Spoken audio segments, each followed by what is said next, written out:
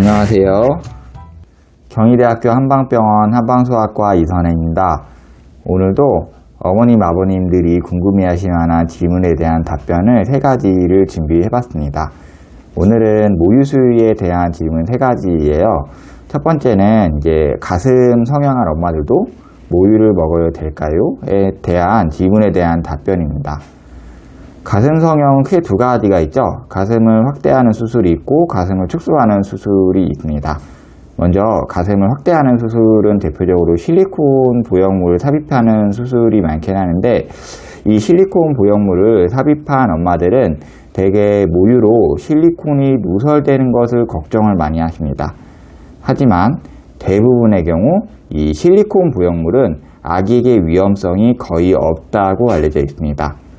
오히려 보형물을 삽입한 엄마의 모유를 먹은 아기들보다 이 젖병 수유를 한 아기들에게서 실리콘이 더 높게 검출되었다는 보고도 있습니다. 그렇기 때문에 이 실리콘이 걱정이 된다면 보다 적극적으로 모유 수유를 하는 것이 아기에게 더 좋다고 보시면 됩니다. 이 유방 내 보형물은 아기에게 위험하지는 않지만 이 유방을 압박하기 때문에 유관을 압박할 수도 있고 유즙의 흐름을 지연시킬 수 있습니다.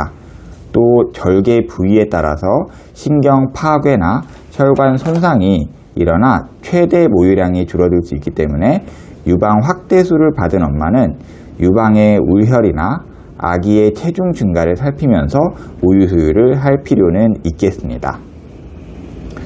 두 번째로 유방 축소술을 받은 엄마들이 있는데, 이 수술법이나 제거한 조직에 따라서 완전 모유 수유가 힘들 수도 있습니다.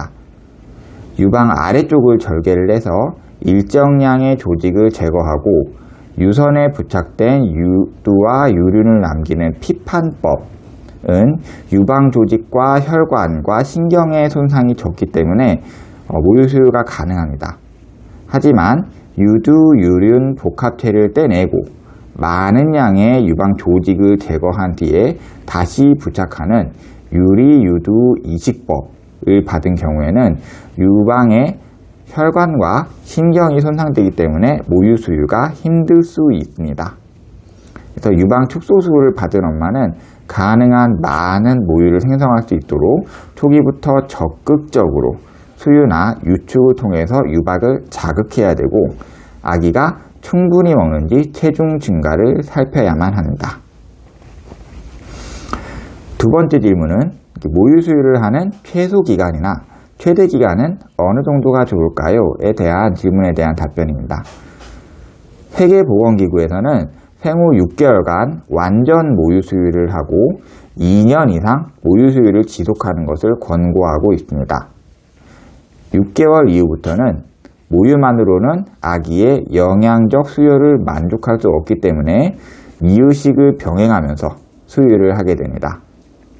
수렵사회에서는 3년에서 4년 정도 집중적으로 수유를 하는 문화도 있고, 이 문화권과 상관이 없는 자연스러운 이유시기는 2년 6개월 정도에서 7살 정도로 알려져 있기 때문에 가능하다면 2년 6개월까지는 수유를 지속하는 것이 좋고, 이후부터는 엄마가 주도적으로 수유하지는 말고 아이가 원할 때에만 짧게 수유하면서 천천히 단유하는 것이 좋습니다.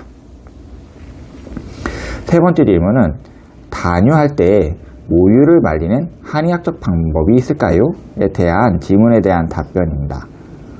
먼저 단유는 엄마 그리고 아기에게 무리가 가지 않도록 가능하면 수개월에 걸쳐서 서서히 진행하는 것이 좋습니다.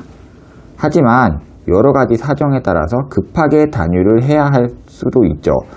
이럴 때는 보통 수유를 중단을 하고 2주에 걸쳐서 천천히 단유를 시작하게 되는데, 1일차는 6시간마다, 2일에서 4일차는 12시간마다, 5일에서 7일차는 24시간마다, 7일에서 10일차는 2일에서 3일 정도의 간격으로, 그리고 10일차 이후에는 간간히 불편한 느낌이 있을 때 이게 없어지는 정도로만 유축을 하면서 단유하게 됩니다.